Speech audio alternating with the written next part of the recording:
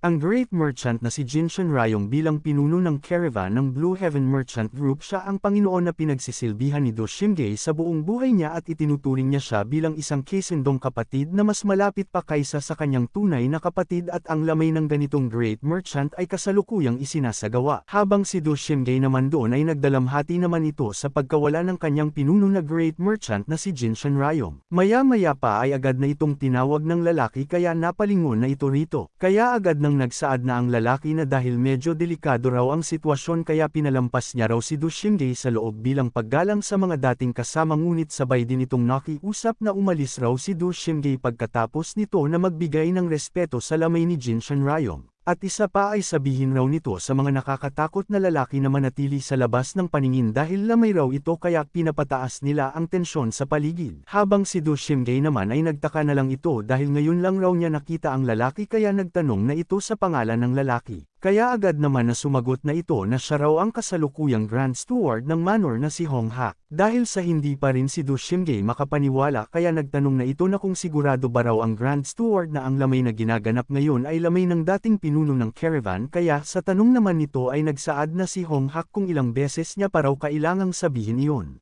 Sumagot naman si Do Shimgay na ngunit raw dahil parang malusog pa raw siya bago sila umalis dito kaya nagsaad na ang Grand Steward na 4 na taon ay sapat na oras para kahit isang malusog na matandang lalaki ay mamatay na. At 4 na buwan na ang nakalipas ay sa tingin niya ay lumala ang kanyang matagal ng karamdaman at siya ay bumagsak. Isa pa siya ay nakaranas ng tuloy-tuloy na lagnat at pumanaw 5 araw na ang nakalipas. At hindi pa dyan at seryoso niyang sinabi na hinanap nito ang great journey leader na si Do Shimgay hanggang sa huling sandali ng kanyang buhay. Kaya sa narinig naman ni Do Shimgay ay nanlomo na lang ito at napayuko na lang at nanginginig. Sabay din itong napaisip na kung ano raw ang nangyari habang wala siya rito, ngunit biglang nakaramdam naman siya ng pagtataka kaya natanong niya na sa kanyang isip na kung bakit raw tila walang kabuluhan ito. Kaya agad niya nang pinigilan ng kanyang sarili dahil hindi raw ngayon ang oras para magluksa kaya malalim na itong napaisip na pinupuno raw ng mga tao ang lugar na ito ngayon at wala pa raw siyang nakikitang kilala sa kanila. Isa pa ay karamihan sa mga tauhan at pati na rin ang mga mangangalakal na nagbibigay ng respeto ay halos wala raw siyang nakikitang kilala kahit na ang 3 young master at ang mga kapatid ng great young master ay wala rito. Dahil naman doon ay inisip niya na sa ganitong kalagayan ay hindi na exaggeration na sabihing ito ay isang ganap na ibang lugar na kahit na tinatawag pa rin itong Blue Heaven Merchant Group. Kaya agad niya nang tinawag ang journey leader na si Kang, ngunit may biglang dumating naman doon sabay din na kinuha nito ang pansin ni Do Shimgay. At agad na itong lumapit at bamulong na tinanong niya raw ang isang taong may pamilyar na mukha sa loob ng manor at ang sinabi raw nito sa kanya ay ang lahat ng mga taong ito ay dinala ng Great Young Master. Pagkatapos bumagsak ang pinuno ng caravan ay ang Great Young Master ang kumuha ng kapangyarihan. Kaya sa mga nalaman naman ni Do Shimgay ay agad na itong napaisip na 4 na buwan na raw ang nakalipas ay hindi ba iyon raw ang panahon ng umatake ang Mad Typhoon Sun, kaya natanong niya na sa kanyang isip na kung maaari ba raw na ituring ito na simpleng pagkakataon lamang. Ang lahat ng ito sa madaling salita ay kung nagkataon lang raw ang pagkakasabay ng pagbagsak ng pinuno ng caravan at ang pag-atake ng Mad Typhoon Sun sa kanila Do Shimgay noon. Kaya dahil naman sa katanungan ni Do Shimgay na hindi masagot-sagot ay agad na itong lumapit sa Grand Steward sabay din na seryosong nagsaad na si Do Shimgay na hayaan raw siya ng Grand Steward na makita niya ang Great Young Master. Sa tawag naman ni Do Shimgay na Great Young Master ay di naman ito nagustuhan ng Grand Steward kaya agad na itong nagsabi na Great Young Master raw ay siya na ngayon ang Panginoon ng Blue Heaven Merchant Group. Isa pa ay nakatanggap raw siya ng utos na tanggihan ang lahat ng panlabas na bisita, ngunit pinalampas niya lang raw si Do Shimgay ng sandaling iyon bilang konsiderasyon sa pagod na paglalakbay nito. Kaya tapusin na raw nito ang pakay at lumabas agad ito. Di naman rito nakinig si Do Shimgay bagkus nakiusap lang ito na hayaan raw siya ng Grand Steward na makausap ang Great Young Master. Kahit sandali lang sabay din itong humawak na sa kamay ng Grand Steward kaya nasabi na ng Grand Steward na bitawan raw siya ni Do Shimgay. Dito naman tayo sa kay Sojin at agad na itong nagsaad na kailangan na raw umalis si Sojin. Napansin naman ito ni Han Hanho kaya tinanong niya na ito na kung saan ba raw pupunta si Sojin. Isa sa pinakamalalaking tungkulin ng Saintes ay ang pananagutan ng para sa requiem upang ang mga kaluluwa ng mga pinaslang na demonikong manggagamot ay makalapit ng ligtas sa unang heavenly demon. Dahil ang Saintes ay isang espiritual na daluyan na nag-uugnay sa mundo ng mga buhay at patay. Habang nag-alala na nagtanong si Han Hanho na kung saan ba raw pupunta si Sojin at tangkapasanan niyang pigilan si Sojin ngunit agad na itong pinigilan ni Junghyun. Sabay din na pinitik na ng ating bida ang ulo ni Sojin. Kaya dahil doon ay tinawag niya ng lolo si Junghyun at nagtanong na kung ano raw ang ginagawa ng kanyang lolo Junghyun. Sa isip-isip naman ni Junghyun ay muntik na raw ni Sojin na ma-activate ang Fairy Eyes of Truth nito at marahil dahil ito sa lamay ng pinuno ng caravan at tila nagising ang enerhiya ng Heavenly Demon. Ang Fairy Eye of Truth ay hindi lamang isang pisikal na pagbabago kundi mga matang kayang makakita ng lahat ng bagay kahit ang kalooban ng kalaban. At itinanam ng Heavenly Demon na si Sun Mubok ang kanyang likas na tunay na chi sa katawan ni Sojin. Siyempre raw ay ginawa niya ito para protektahan ang kanyang apo sa kanyang paraan, ngunit kung mabubunyag iyon sa isang napakasikip na lugar ay magiging komplikado ang lahat, kaya kailangan niya raw itong ibaon ng malalim para hindi na muling masira. Kaya agad niya nang sinimula na itago ang Fairy Eye of Truth ni Sojin gamit ang likas niyang kapangyarihan. Sabay din itong humingi ng tawad at nagsabi na mukhang nakakatulog raw si Sojin, kaya tinanong niya na ito na kung nagising niya ba raw ito. Sinagot naman ito ni Sojin na oo raw at nagising siya ng lolo Junghyun niya.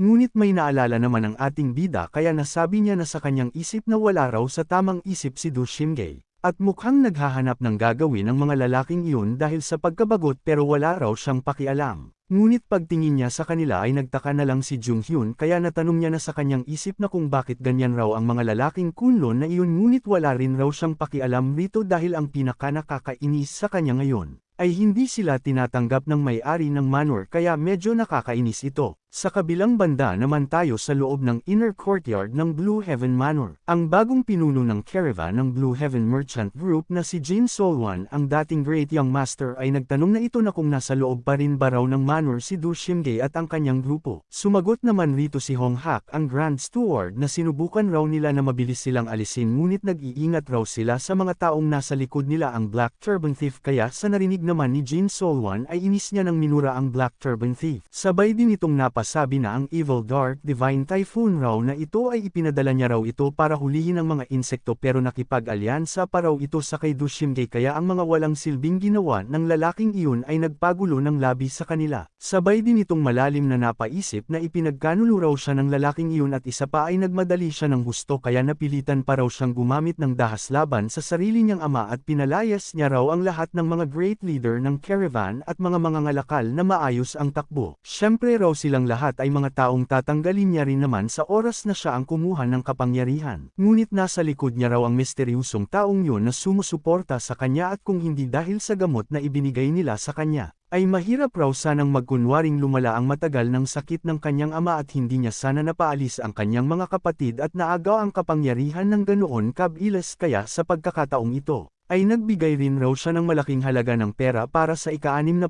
kaarawan ng Poison King, at nakabuo na rin siya ng ugnayan kay Dangwan na magiging bagong pinuno ng sekta, kaya masasabi niya raw na nasa panig niya rin ang angkan ng Myriad Poison Clan. Kahit na may balakin si Do Shimgay kasama ang Evil Dark Divine Typhoon na yun, ay ano naman raw ang magagawa nila kung ang buong Blue Heaven Merchant Group ay nasa kamay niya, na sabay din itong nagsaad na ang mas mahalaga pa raw rito. Sabay tanong na kung hindi pa ba raw nila natatagpuan si Hanju. Pinagpawisan naman itong sinagot ng Grand Steward na hinahalughog raw nila ang mga bagahe ng caravan kasama ang mga tao, pero mukhang wala siya sa mga iyon. Dahil doon ay nasapak na ito ni Jin Solwan, sabay din na pasiga na itong napamura at nagsaad na ayaw niya raw sa kanilang lahat. Habang tumutulo ang pawis ng Grand Steward ay tumugon na ito na sa ngayon raw ay maghintay muna sila ng pagkakataon, dahil kung tutuusin ay mga mangmang raw na tulisan lang naman sila na pera lang ang iniintindi. Kaya kapag napagtanto nila na wala nang mapapala sila sa kay Do Shimgay ay tiyak raw na magkakawatak-watek sila ng kusa at hihiling ng kasunduan gamit ang kanilang kahinaan bilang panangga, kaya pagdating ng panahong iyon ay gagawin raw nila yon. Kaya sa narinig naman ni Jin Solwan ay bahagya na itong kumalma, sabay din itong nagtanong na kung makukuha ba raw nila si Hanju sa pamamagitan ng isang kasunduan at hiwalay nilang haharapin si Do Shimgay. Sinang-ayunan naman ito ng Grand Steward at tama raw iyon. Kaya dahil doon ay kinuha na ni Jin Solwan ang pansin ng kanyang Grand Steward. Sabay din na kalmadong pinuri niya na ito dahil maganda raw ang ideya nito kaya nagsaad na siya na maghihintay raw siya gaya ng sinabi ng Grand Steward. Sa kabilang banda naman tayo at nagsaad na si Jung Hyun na hindi na raw ito ang Blue Heaven Merchant Group na minsan nilang nakilala kaya nagtanong na ito na kung ano raw ang gagawin ni Do Shimgae ngayon kaya agad nang humingi ng tawad si Do Shimgae sa ating bida. Sabay din itong sumagot na una raw ay kailangan niya na hanapin ang Free Young Master at kailangan niya rin na tipunin ang mga nagkahiwa-hiwalay na kasapi ng karaban. Dahil ayon sa mga impormante ay tumakas ang Free Young Master at ang iba pa upang makaiwas sa pag-agaw ng kapangyarihan ng Great Young Master. At nagpadala ang Great Young Master ng mga tao upang habulin sila at kainahinala na nga sa simula pa lamang ang balita tungkol sa pagkamatay ng dating pinuno ng karaban kaya tiyak raw na may ginawa ang Great Young Master sa kanilang dating caravan leader. Kung mahahanap niya raw ang Free Young Master bago pa sila maunahan ng Great Young Master at maprotektahan niya sila,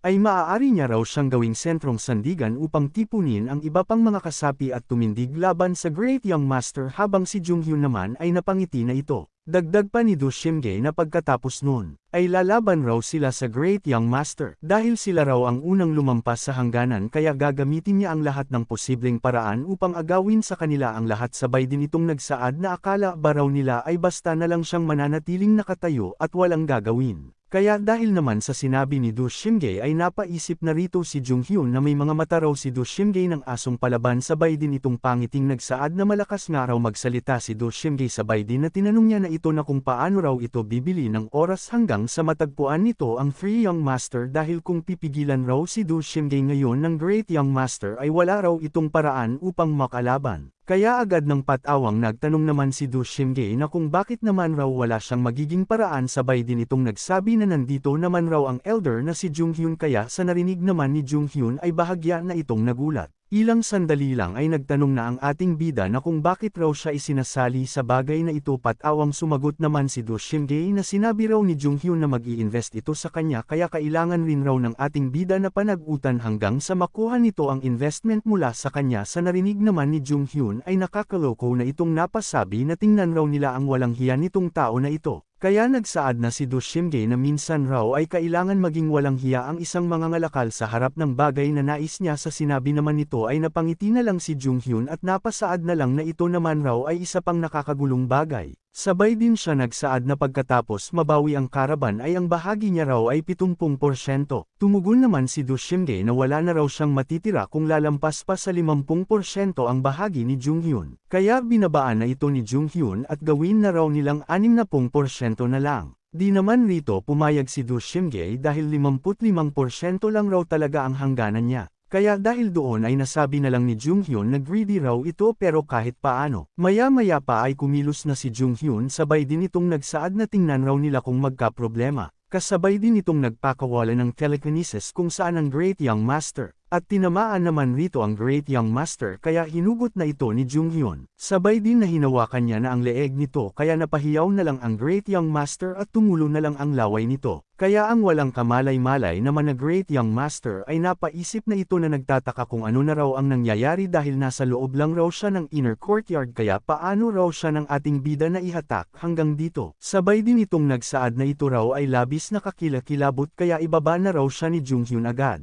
At nagtanong na ito na kung ano raw ang ginagawa ni Jung Hyun sarkastiko naman na tumugon si Jung Hyun na kung ano ang ginagawa niya sabay din itong tumawa. Sabay din na hinigpitan na ni Jung Hyun ang pagkahawak niya sa leeg ng Great Young Master kaya nabahala na lang ito. At tinuluyan na nga ito ng ating bida nang walang alinlangan sa harap mismo ng mga tao. Maya-maya pa agad nang nagsaad si Jung Hyun na ilalagay niya raw sa altar ang libing ng Great Young Master sa tabi mismo ng ama nito. Ilang sandali lang ay lumabas na doon ang mga tauhan ng Great Young Master at nadatnan nito ang walang buhay na Great Young Master at si Jung Hyun kaya nang ineg na lang ito. Kaya napatanong na lang sila na kung ano raw ito. Tumugon naman ang isa na isa raw itong murder sabay din sa pagtulo ng kanilang pawis. Kaya agad nang nagsabi ang isang babaeng tauhan na naglakas loob raw si Jung Hyun na salakayin ng pinuno ng karaban kaya agad nang kinuha na nito ang pansin ng lahat at nagsabi na bakit hindi pa raw nila na mabilis na supulan si Jung Hyun. Habang ang tauhan naman ng Evil Dark Divine Typhoon ay napatanong na ito na bakit biglang ginagawa raw ito ng elder na si Jung Hyun sumagot naman ang kasamahan nito na hindi niya raw ito alam. Biglang tinawag na ni Jung Hyun na mga bata sila Evil Dark Divine Typhoon at nagtanong na kung ano raw ang ginagawa nila.